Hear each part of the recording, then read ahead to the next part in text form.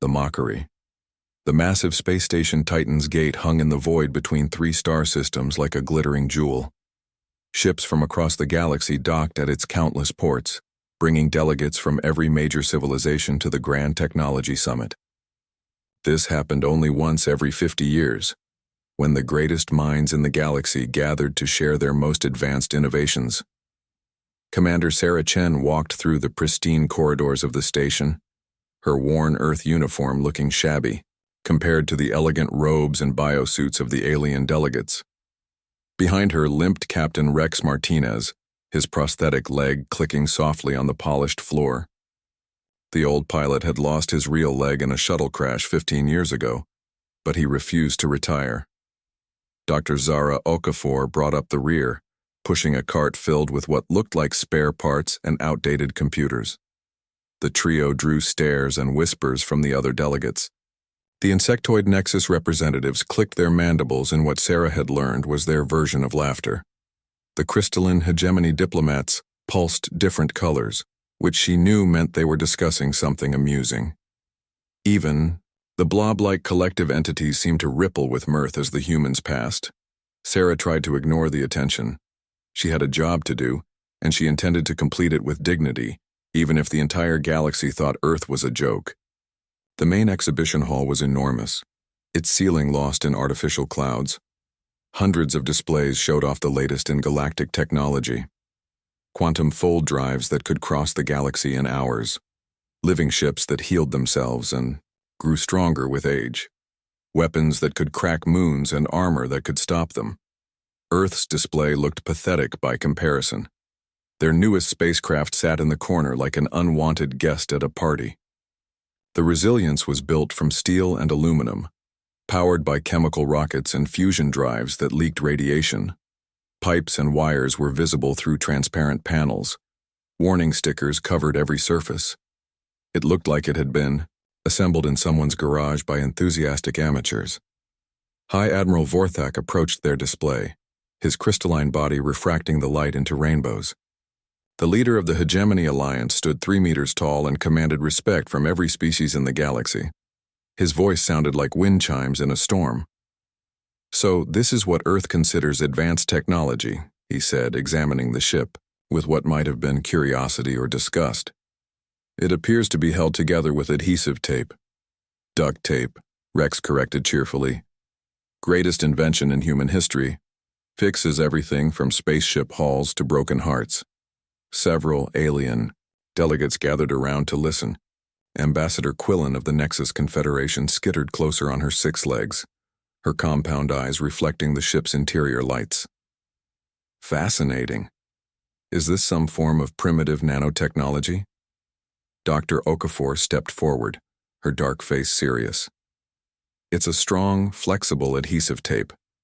We use it for temporary repairs and emergency fixes. Very reliable." The aliens looked at each other in what Sarah recognized as barely contained amusement. High Admiral Vorthak gestured at the ship's engines. "And these fusion drives, they appear to be leaking." "Only a little," Sarah said defensively. "The radiation is within acceptable parameters. Mostly." "Mostly?" Ambassador Quillen's translator made clicking sounds that indicated confusion. Rex patted the ship's hull fondly. "She's temperamental, but she'll get you there. Might take a while, might shake you around a bit, but she's never let us down completely." "How reassuring," Vorthak said dryly. "And what is your ship's maximum velocity?" "About 0.15 light speed," Zara answered. "On a good day, with a tailwind." The gathering crowd of aliens erupted in what Sarah could only describe as polite laughter. She felt her cheeks burn with embarrassment but kept her expression neutral. These beings could cross the galaxy in hours while Earth's best ship would take decades to reach the nearest star system. A hegemony scientist named Christex approached the display, his faceted body glowing with interest. "Tell me about your navigation systems. Do you use quantum positioning or neural link guidance?" "Compass and stars mostly," Rex said proudly. "Some GPS when we're near Earth. Good old magnetic navigation. Never fails." "Unless there's interference," Sarah added quickly. Then we use visual navigation and dead reckoning. The aliens stared in stunned silence. Christex's body flickered through several colors that Sarah's translator couldn't interpret. Finally, Ambassador Quillen spoke. You navigate by looking at celestial bodies? With your organic visual sensors? And sometimes we just guess, Rex said, helpfully. Space is mostly empty, so you usually don't hit anything important. The laughter was less polite now. Several delegates were recording the conversation to share with their colleagues back home. Sarah wanted to crawl under the display table, but she forced herself to stand straight and proud. The presentation continued with similar reactions. When Zara explained their life support systems, which relied on mechanical air recyclers and chemical scrubbers, the aliens were amazed that humans trusted their lives to such primitive technology. When Rex demonstrated their communications array, which used radio waves and required line-of-sight transmission, several delegates asked if Earth was aware that faster-than-light communication had been invented millennia ago. The final humiliation came when Sarah activated their defensive systems. Energy shields flickered on, wavered uncertainly, then died with a shower of sparks. The weapons array consisted of kinetic projectiles, essentially metal bullets fired from electromagnetic railguns. You fire solid projectiles at your enemies? Forthak asked in amazement. High-velocity metal slugs, Sarah confirmed, very effective against most armor types, but they travel at sublight speeds, pointed out a gaseous ethereal delegate whose voice sounded like singing wind. Any competent pilot could avoid them. That's why we fire a lot of them, Rex said cheerfully. Quantity over quality. Just then, alerts began flashing on communication screens throughout the exhibition hall. News feeds from Earth showed a commercial airliner making an emergency landing, one engine trailing smoke and fire. Passengers were evacuating down emergency slides while firefighters sprayed foam on the burning engine. The timing could not have been worse. Every alien in the hall turned to look at the humans, then at the news feed, then back at the humans. Ambassador Quillen's mandibles clicked rapidly. Your people cannot even maintain safe atmospheric flight, she observed. Your aircraft experience, catastrophic failures with passengers aboard. How can you possibly claim to build reliable spacecraft? Sarah's heart sank as she watched the news coverage. She knew the pilots had done an amazing job bringing that plane down safely with a failed engine. She knew that every passenger had survived because of excellent training and quick thinking. But all the aliens saw was another example of human, technological incompetence. High Admiral Vorthak's voice cut through the murmur of conversation. Perhaps Earth should focus on mastering basic flight before attempting interstellar travel. Your delegation is dismissed. Return to your world and develop competent technology before returning to civilized space. The other delegates began drifting, away from Earth's display, their interest replaced by pity and secondhand embarrassment. Sarah packed their demonstration materials with shaking hands while Rex muttered curses under his breath. Zara looked like she wanted to disappear entirely. As they prepared to leave, alarms began sounding throughout Titan's Gate. Emergency broadcasts filled the communications networks with reports from the galaxy's edge. Deep space monitoring stations had detected massive energy signatures moving through unexplored systems. The signatures were unlike anything in galactic databases. The first investigation fleet was already en route. A dozen of the hegemony's most advanced quantum-fold ships, equipped with planet-cracking weapons and shields that could deflect stellar radiation. They would reach the disturbance within hours and report back. But as Sarah, Rex, and Zara boarded their transport back to Earth, the investigation fleet was sending its final transmission. The message was brief and terrifying. Massive geometric entities of unknown origin were consuming their ships, draining power from their most advanced systems in seconds. The fleet was helpless, dead in space, waiting for something worse than destruction. The transmission ended with screaming and the sound of metal being torn apart, then silence. Back on Earth, Sarah Chen sat in her small office at the International Space Defense Headquarters, reviewing the humiliating events at Titan's Gate. Outside her window, she could see the lights of the aircraft assembly facility where that failing airliner had been built, the same facility where her father had worked as an engineer, building planes that might catch fire, but always brought their passengers home alive. She didn't know it yet, but in 3 days, the galaxy would be calling Earth again, not to mock their primitive technology, but to beg for their help. The entities from beyond known space were coming, and they were hungry for the advanced energy that powered galactic civilization. Earth's embarrassing, unreliable, jury-rigged technology was about to become the galaxy's only hope. The redemption. 3 days after the humiliation at Titan's Gate, Commander Sarah Chen was awakened by urgent communications from across the galaxy. The news was catastrophic beyond imagination. The unknown entities from the galaxy's edge weren't just destroying ships, they were consuming entire fleets and growing stronger with each victory. The Hegemony's second investigation force had met the same fate as the first. 12 dreadnoughts equipped with reality-bending weapons had simply stopped transmitting. Long-range sensors showed them drifting powerless in space, their crews presumably dead or worse. The entities responsible were moving deeper into civilized space, leaving dead systems in their wake. Sarah arrived at the emergency briefing room to find Rex and Zara already there, along with Admiral Patricia Hayes, Earth's highest-ranking military officer. The wall screens showed tactical displays from across the galaxy, each one telling the same story of technological failure and impossible defeat. "Show me what we're dealing with," Sarah said, taking her seat. Admiral Hayes activated the main display.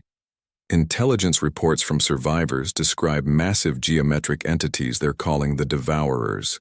They appear as perfect mathematical shapes, dodecahedrons, icosahedrons, structures that shouldn't exist in normal space.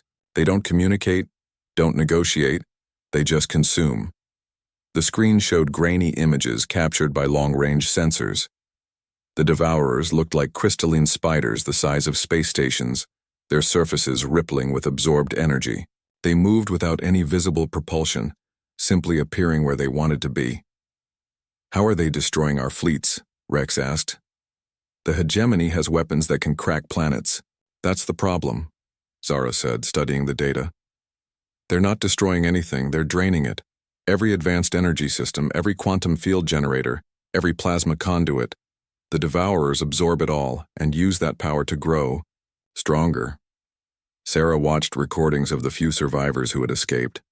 Admiral Kethvar of the Nexus Confederation's voice shook as he described watching his flagship die. His bioorganic vessel, grown from living tissue and powered by its own metabolism, had simply withered and aged decades in seconds as the Devourers drained its life force. "Our Neuralink computers went silent first," Kethvar reported. "Then, the quantum drives failed. Finally, even our biological systems began shutting down. My ship died like a flower in winter, and there was nothing we could do to stop it." Similar reports came from every major fleet engagement. The Ethereal's energy-based ships had been consumed instantly. The Hegemony's reality-bending weapons had backfired, feeding more power to their enemies. The Collective's distributed intelligence networks had been turned against them, allowing the Devourers to predict every tactical move before it happened. "Every advanced technology in the galaxy has become a liability," Admiral Hayes said grimly. "The more sophisticated the system, the faster the Devourers can drain it. They're using our own innovation against us." Sarah studied the tactical data, her mind racing. What about primitive technology? Chemical systems, mechanical processes, things that don't use exotic energy. "The few reports we have suggest simple systems last longer," Zara said. "But not long enough to matter. A mechanical thruster might run for a few minutes before the Devourers find a way to drain even chemical energy. Nothing works." That's when the emergency communication came through. High Admiral Vorthak's crystalline form appeared on the screen, but his usual arrogance was gone. His body flickered with desperate colors as he spoke. "Commander Chen, I know our previous interactions were unpleasant, but the galaxy faces extinction. In 72 hours, the Devourers will reach the core systems. Billions will die. We have exhausted every option, tried every weapon, deployed every defense. Nothing works." Sarah felt a grim satisfaction at seeing the alien leader humbled, but she kept her expression neutral. "What do you want from Earth, Admiral?" Your help, Vorthak said simply. Your primitive technology might be our only hope. The Devourers seem to struggle with systems they cannot easily understand or predict. Your chaotic, unreliable machines might confuse them long enough for us to find a solution. Rex laughed out loud. So now our failing technology is valuable? Yesterday you told us to go home and learn to build proper airplanes. Yesterday the galaxy was not facing extinction, Vorthak replied. Will you help us? Sarah looked at her team, seeing the same thoughts reflected in their faces. Earth had been mocked, dismissed, and humiliated by these same aliens. Now they came begging for help from the primitive humans they had scorned. The irony was almost too perfect.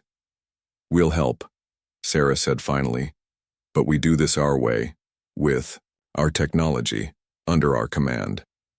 6 hours later, the hastily assembled Earth Defense Fleet launched from Luna Station. It was not an impressive sight. 12 ships built from steel and aluminum, powered by fusion drives that leaked radiation and made alarming noises.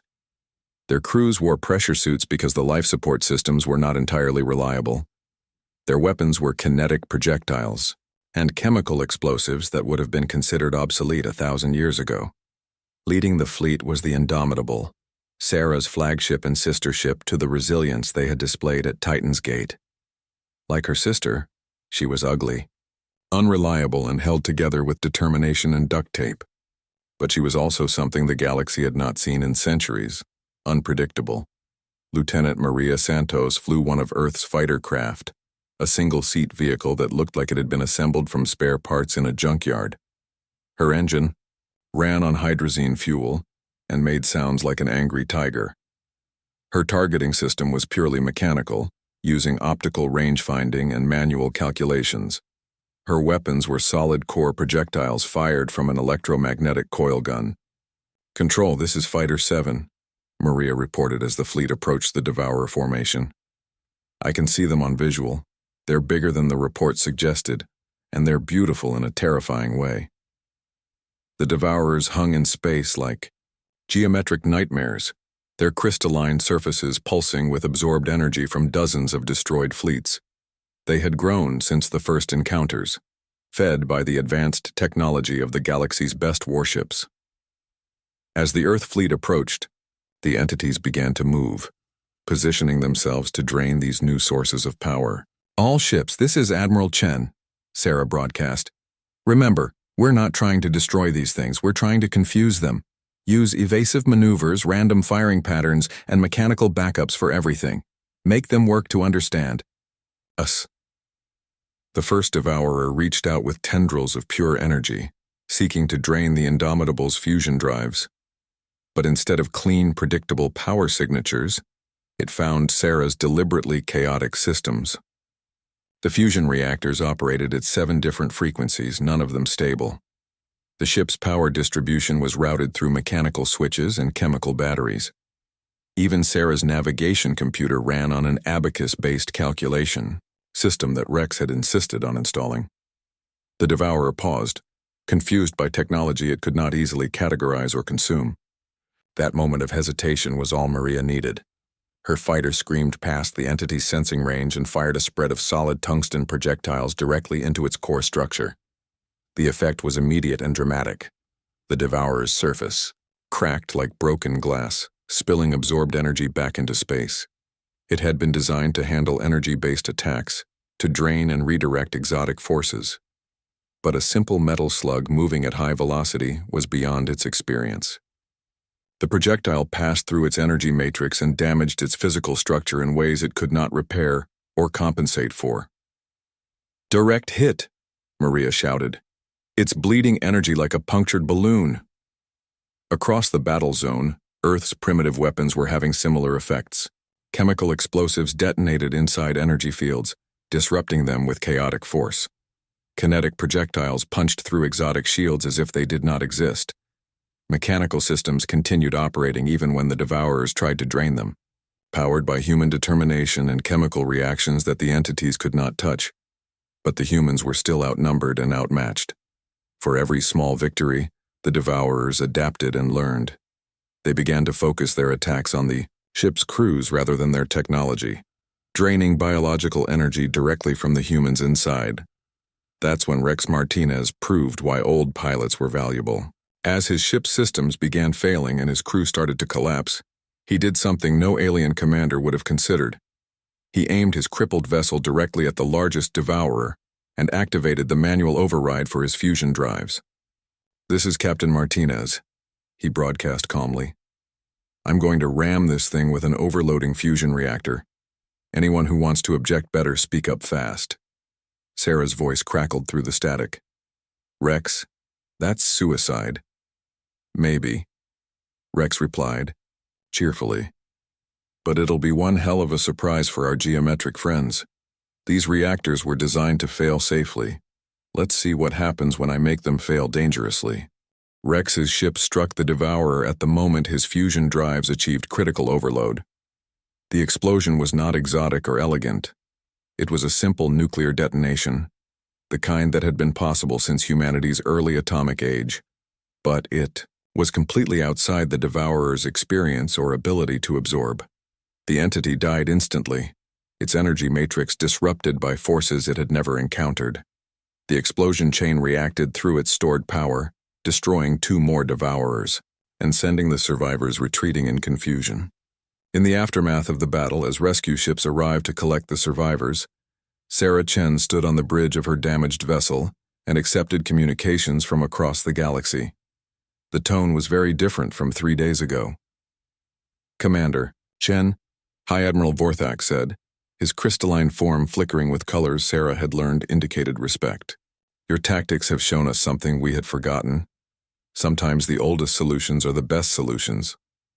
Dr. Christex appeared on another channel, his scientific curiosity evident in his prismatic glow. "Your technology operates on principles we abandoned eons ago. We thought we had evolved beyond such crude methods. We were wrong." Ambassador Quillen's compound eyes reflected new understanding. "Your species has a saying, does it not? If it works, don't fix it. We have spent millennia fixing things that already worked perfectly well. Over the following months, Earth's primitive technology became the galaxy's new gold standard. Fusion drives were retrofitted with manual overrides and mechanical backups. Computer systems were designed to fail gracefully and operate with limited power. Weapons returned to simple kinetic and chemical principles that the devourers could not easily counter. The galaxy learned that advancement was not always about sophistication. Sometimes progress meant remembering what worked and why it worked. Earth's engineers, once mocked for their duct tape solutions and jury-rigged systems, became the most sought-after consultants in known space. Sarah Chen was promoted to admiral and given command of the new Galactic Defense Initiative. Rex Martinez became a legend, his sacrifice inspiring a new generation of pilots who understood that courage and ingenuity mattered more than advanced technology. Dr. Zara Okafor led a research program that revolutionized galactic engineering by combining human practicality with alien knowledge. The devourers were never completely defeated, but they were contained. Fleets of primitive ships patrolled the galaxy's edges, their crude weapons and unreliable systems serving as perfect guardians against entities that fed on technological sophistication. And on Earth, in a small facility where commercial airliners were still built with the same attention to reliability over elegance, engineers continued their work. They knew that sometimes the best technology was the kind that might catch fire, but always brought you home safely. The galaxy had learned an important lesson: never underestimate the power of human stubbornness, ingenuity, and duct tape.